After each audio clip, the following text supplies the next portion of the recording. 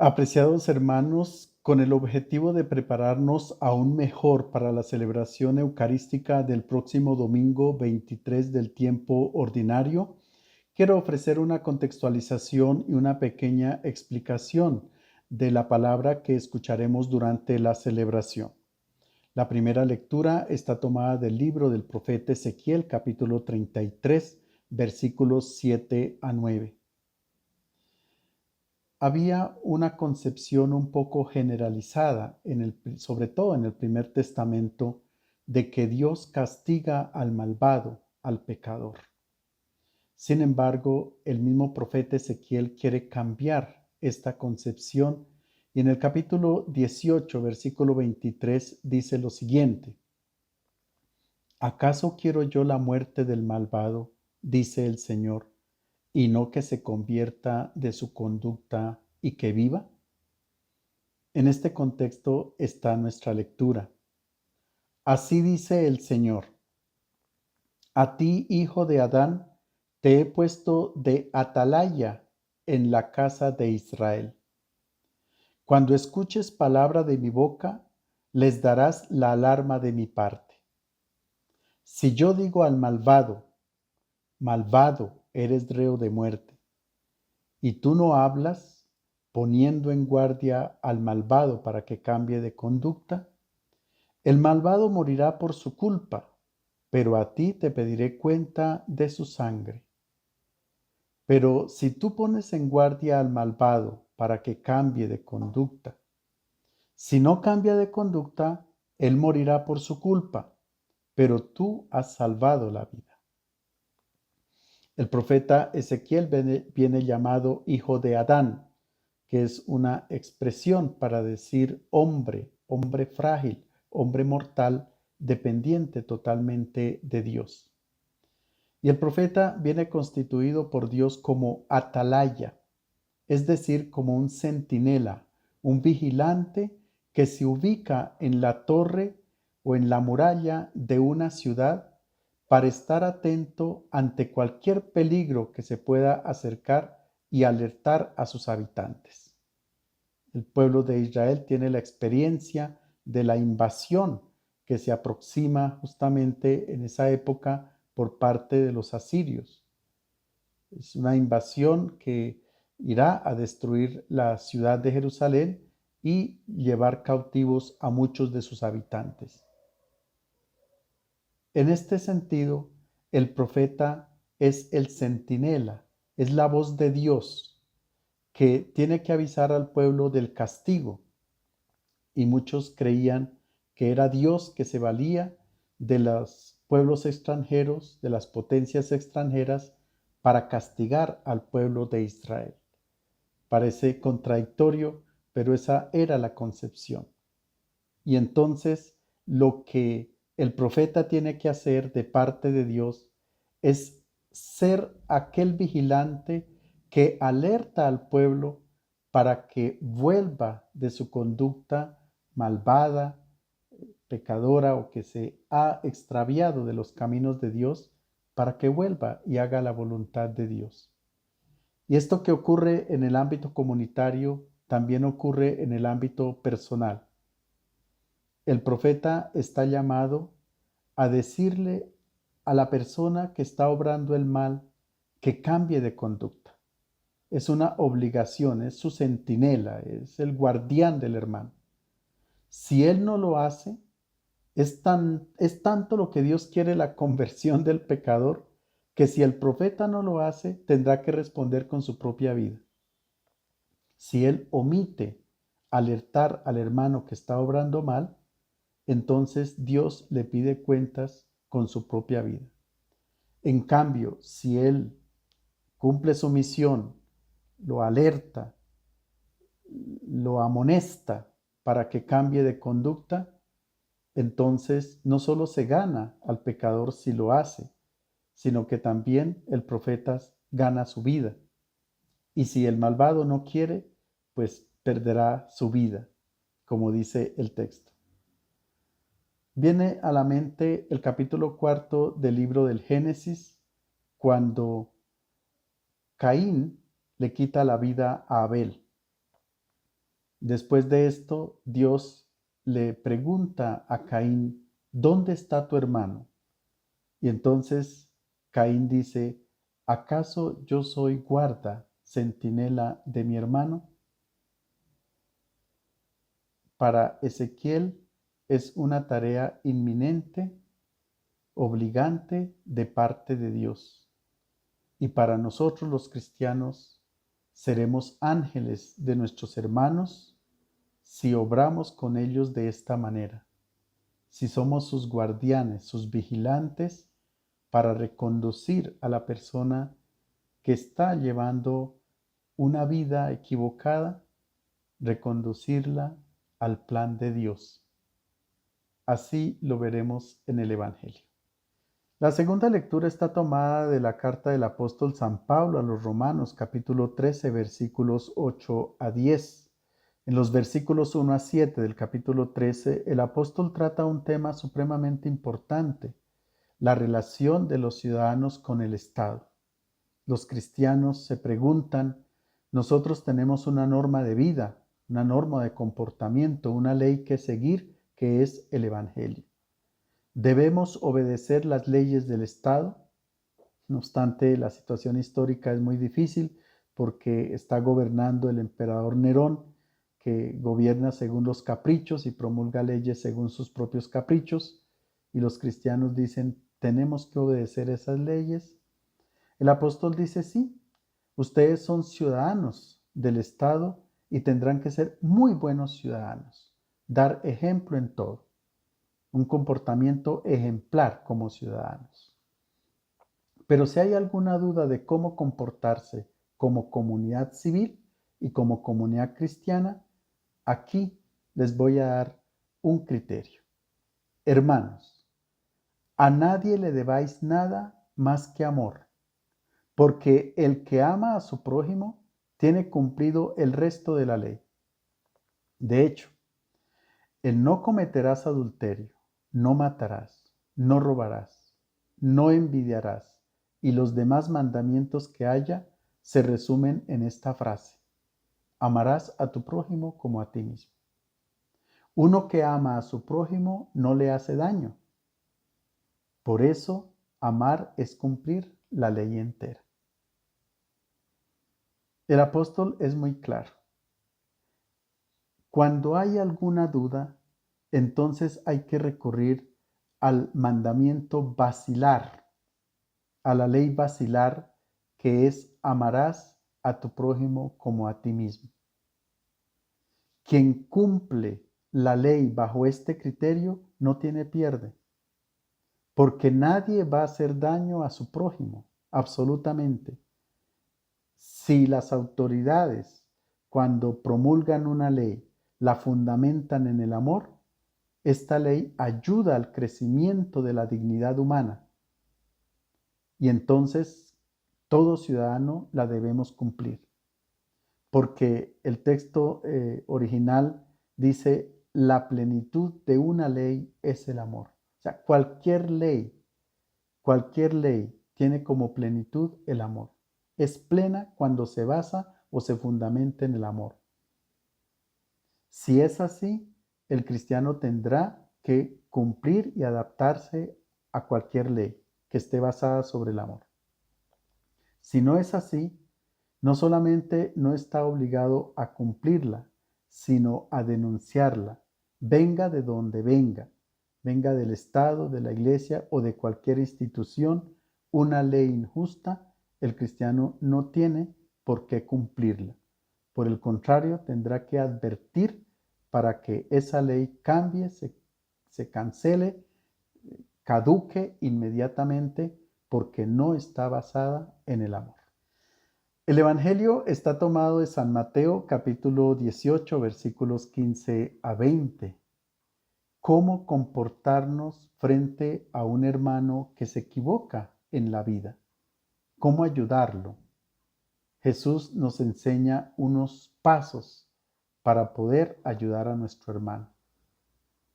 A veces nosotros tenemos la concepción de que Dios es misericordioso, pero hasta cierto punto. que después de un límite Dios castiga porque no puede perdonar todo. Y entonces es una concepción equivocada del Dios que nos presentó Jesucristo y de la buena nueva del Evangelio. El Señor Dios nos perdona a todos y nos perdona de todo. Y entonces alguno dirá, bueno, si es así, entonces gocémonos la vida, disfrutemos la vida, cometamos pecado, cometamos errores, tanto Dios nos perdona al final. Pues esta concepción de pecado pareciera que fuera una concepción de felicidad, de alegría, y resulta que no es así, es todo lo contrario. El pecado produce dolor.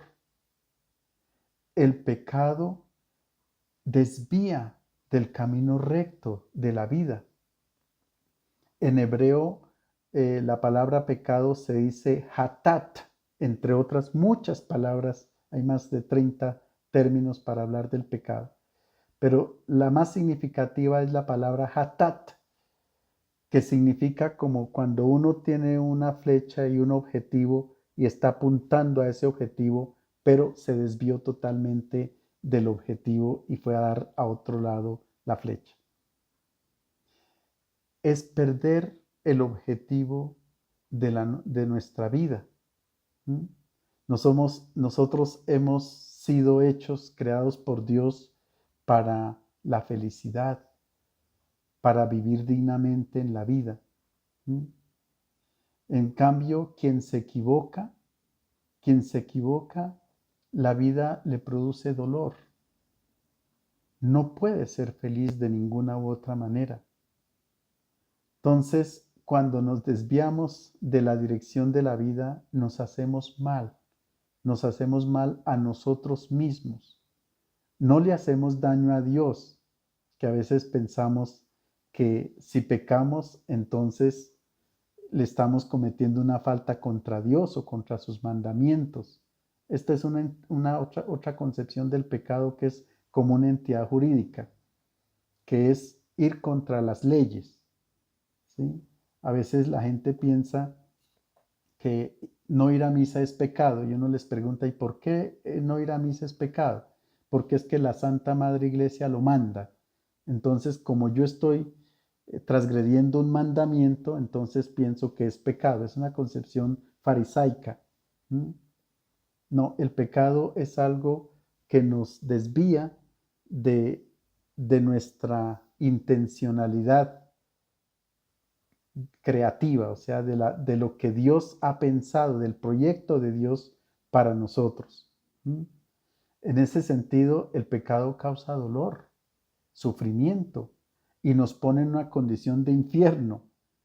No que existe el infierno porque el Señor nunca habló, Jesús nunca habló del infierno, sino que nosotros utilizamos esta imagen para significar una situación de angustia.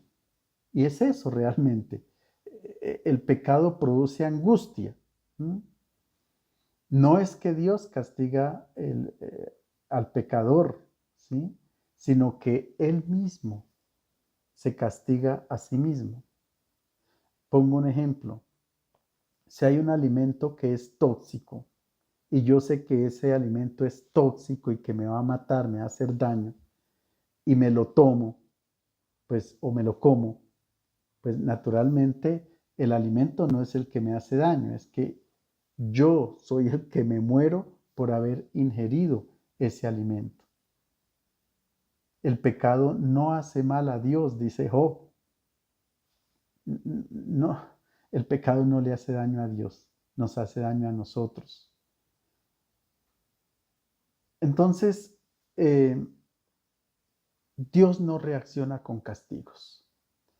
Dios no necesita incluso que le pidamos perdón. Él ya sabe que nosotros necesitamos de su misericordia. El mal, cuando hacemos el mal, nos lo hacemos a nosotros mismos y desafortunadamente a la persona a la cual estamos obrando, con la cual estamos obrando mal, desafortunadamente.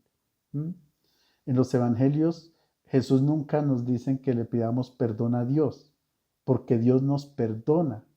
Y Dios nos perdona cuando nosotros aceptamos la vía justa que Él nos propone y la seguimos, cuando enderezamos nuestra vida. Entonces ahí Él nos vuelve a conducir al gozo, a la felicidad, para lo que nosotros hemos sido llamados.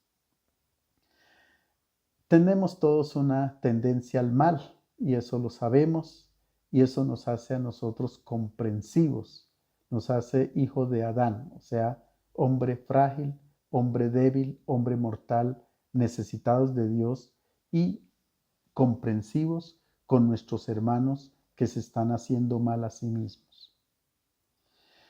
El Salmo 37, versículo 28, dice lo siguiente: porque Yahvé ama lo que es justo y no abandona a sus amigos. Mire la concepción que hay en el Primer Testamento.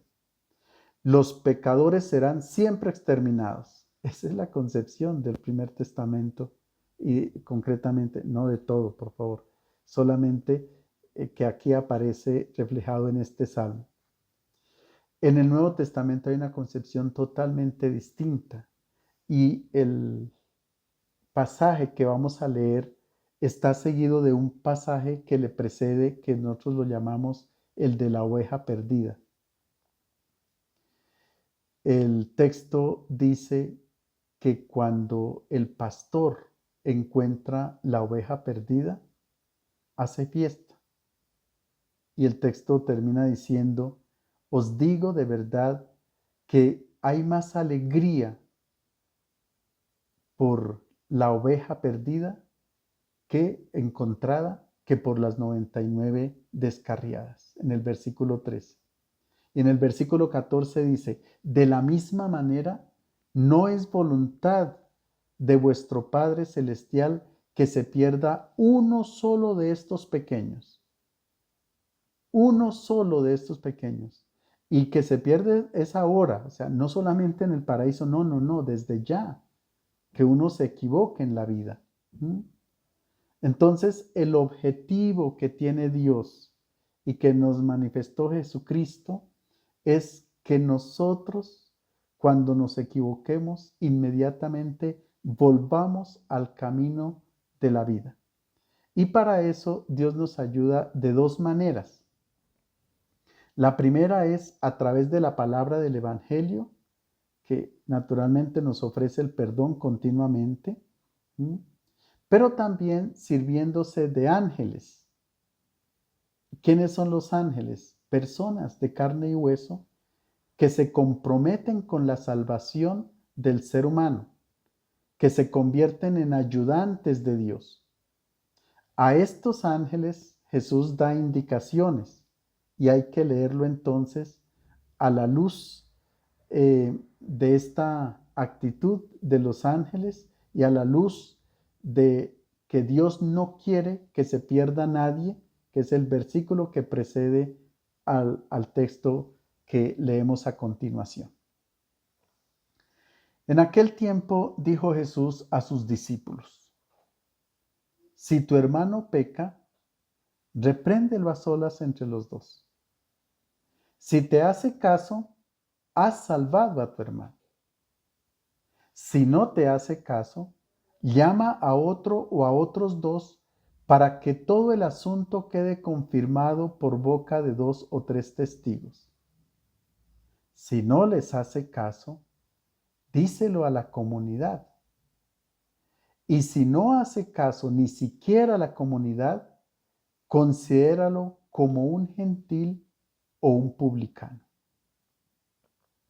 Nosotros no podemos repetir entonces como Caín: ¿acaso yo soy guarda de mi hermano?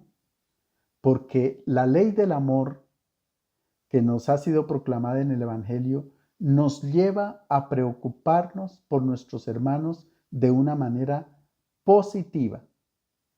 De una manera positiva, por favor. No con el chisme. Eso hay que bloquearlo de una vez. El chisme no nos sirve para nada.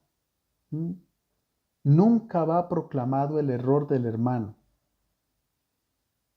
El pecado, como he dicho, es un mal en sí mismo. Entonces, si yo amo a mi hermano, no puedo estar tranquilo cuando yo lo veo mal. Todo bautizado somos responsables entonces de nuestros hermanos, incluso todos, es decir, laicos y sacerdotes, todos juntos nos tenemos que preocupar unos de otros. Todos estamos necesitados de la ayuda del hermano. ¿Mm?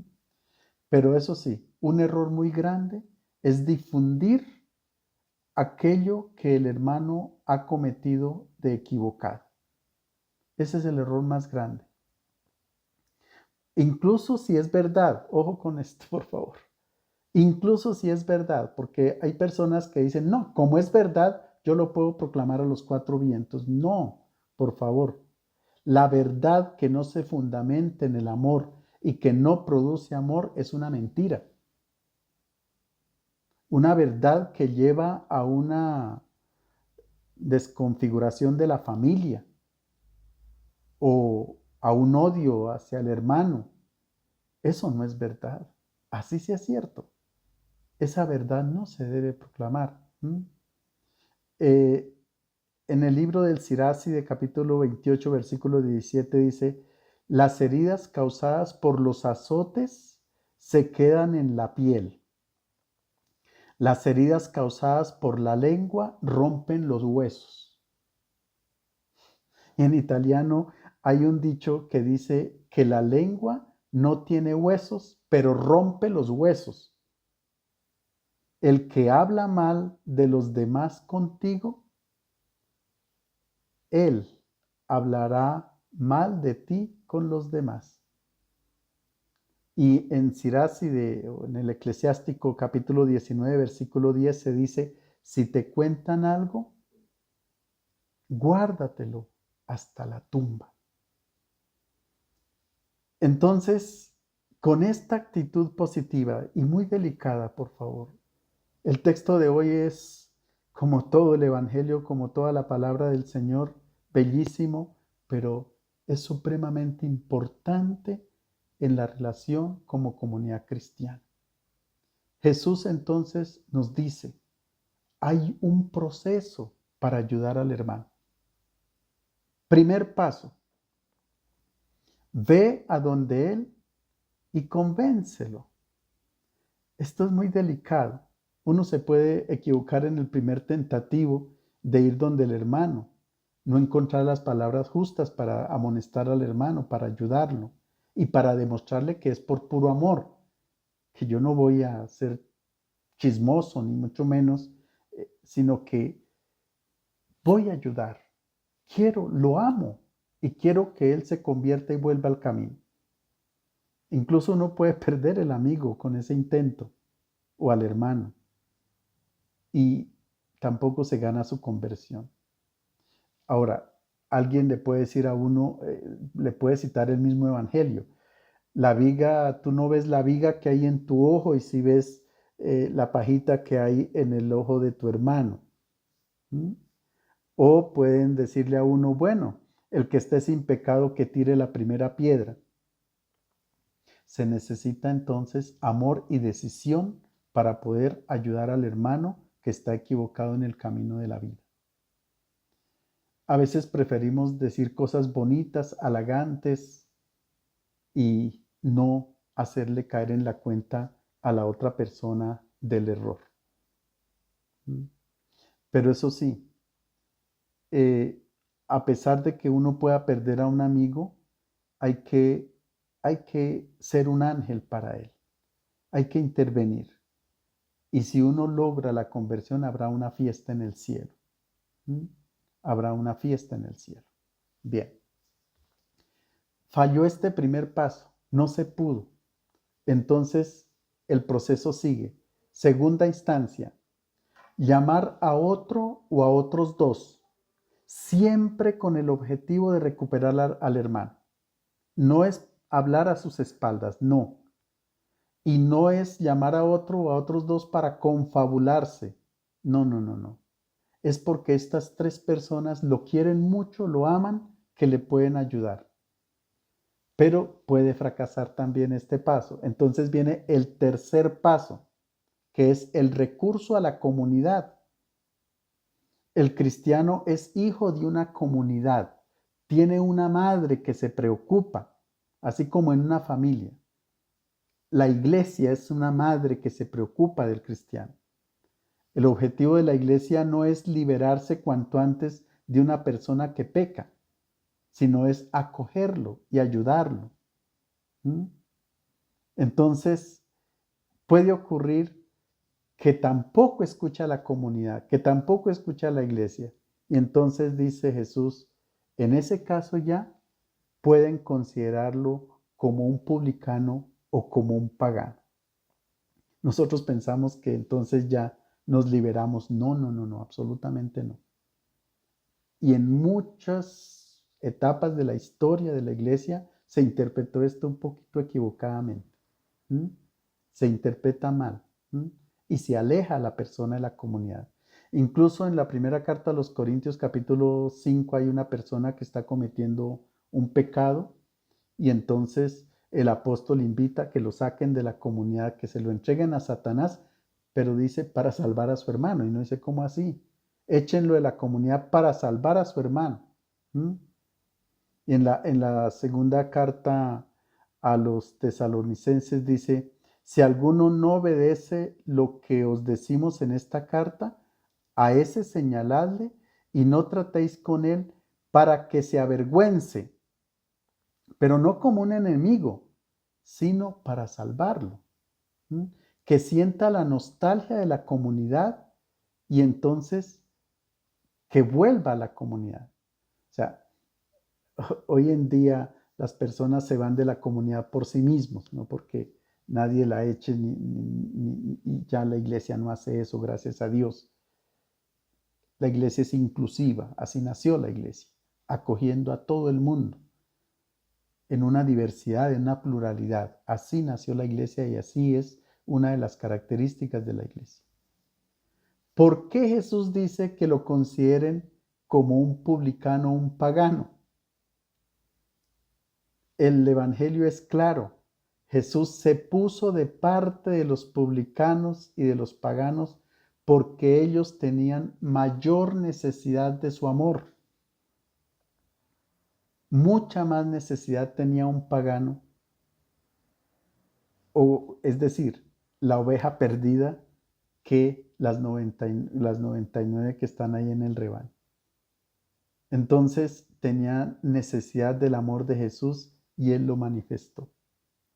O sea, considerar al hermano como un pagano es todavía cuidar más de él, todavía expresarle nuestro propio amor y estar atento a él para poderlo salvar. Y entonces Jesús propone hace una recomendación. Os aseguro que todo lo que atéis en la tierra quedará atado en el cielo, y todo lo que desatéis en la tierra quedará desatado en el cielo. Os aseguro además que si dos de vosotros se ponen de acuerdo en la tierra para pedir algo, se lo dará mi Padre del cielo. Porque donde dos o tres están reunidos en mi nombre, allí estoy yo en medio de ellos. Dos observaciones de Jesús. Primero, una promesa. La misión de atar y desatar. Acordémonos que esta misión se la había dado a Pedro y ahora nos la da a todos los cristianos. Tienen la misión de desatar y de atar y desatar. ¿Qué significa? Significa discernir lo que es justo y lo que es injusto, lo que es bueno de lo que es malo, discernir la vida de la muerte. Es una tarea para toda la comunidad. ¿Mm? Con un solo criterio, la asimilación del Evangelio. Si usted asimiló el Evangelio, entendió que es el amor la plenitud de cualquier ley, como decía San Pablo, y entonces con amor obra siempre, porque ahí no hay pierde, ahí no hay equivocación. ¿Mm?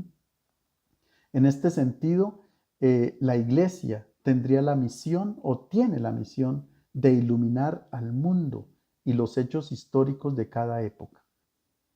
Como personas de iglesia, de evangelio, tendríamos que dar una luz. Y de hecho que en esto el Santo Padre para nosotros se convierte en una piedra, en una roca, en una piedra fundamental de donde nosotros nos podemos agarrar. Es decir, hay iluminación para los tiempos que vivimos en estos momentos. La iglesia sería el, la entidad o la comunidad que puede realmente iluminar cualquier situación que se nos da porque tenemos el criterio del Evangelio. Y hay una recomendación de Jesús. Donde hay dos o tres, allí estoy yo. Hay una oración que es personal, individual, y hay una oración que es comunitaria. Dos o tres personas es el mínimo para que haya una asamblea, para que haya comunidad. Entonces, ojo con esto, por favor, no hacer de la oración comunitaria una oración personal. A veces uno puede ir a la Eucaristía con sus propios problemas, con sus propias situaciones, e ir a hacer oración personal y devolverse. No, es que la comunidad es algo precioso. Cuando uno se reúne en comunidad es toda la esposa hablando con el esposo en una relación profunda de amor entre Dios y la humanidad. A eso es que nos reunimos y de eso es que nos hemos privado por la pandemia, de una comunión visible, física, de una comunión física que expresa una comunión espiritual muy profunda. El verbo en griego se dice sinfonein, es decir, la comunidad, cuando hay armonía, cuando hay sinfonía. Y una sinfonía es que hay muchos instrumentos que son distintos, flauta, violín, trompeta, etcétera, pero todos están tocando en una armonía, en una sintonía y en una melodía bellísima. Esa es la comunidad cristiana, queridos hermanos. Tenemos cada uno nuestra propia identidad, pero cuando nos reunimos en comunidad, hacemos una sinfonía, una armonía, y una armonía que se fundamente en el amor recíproco de unos por otros, en el donar la vida de unos por otros, sí. Esto hace que quien se aleje de la iglesia sienta nostalgia y entonces regrese. Al sentirse fuera, al sentirse como un pagano, como un gentil, dice, no, esta no es mi condición, esta no es vida. Yo tengo que regresar a mi comunidad. Es algo que me hace falta. ¿Mm? Falta. Y entonces regreso cuanto antes.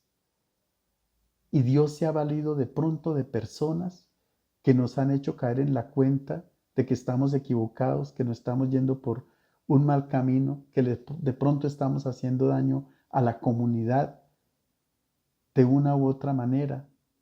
Somos todos pecadores.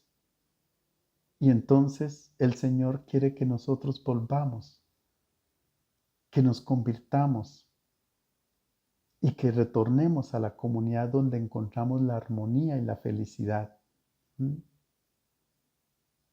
Cuando yo extraño la comunidad, siento la nostalgia y me aparté de ella.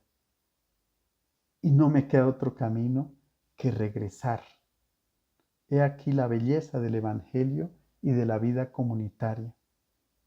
Y sobre todo, de cómo nosotros somos ángeles para otras personas y cómo muchas personas son ángeles para nosotros, para que no suframos el dolor del pecado, el sufrimiento del pecado, sino que por el contrario nos animemos unos a otros y salgamos de las situaciones dolorosas en que nos encontremos para vivir en plena armonía como comunidad cristiana. Les deseo a todos un feliz domingo.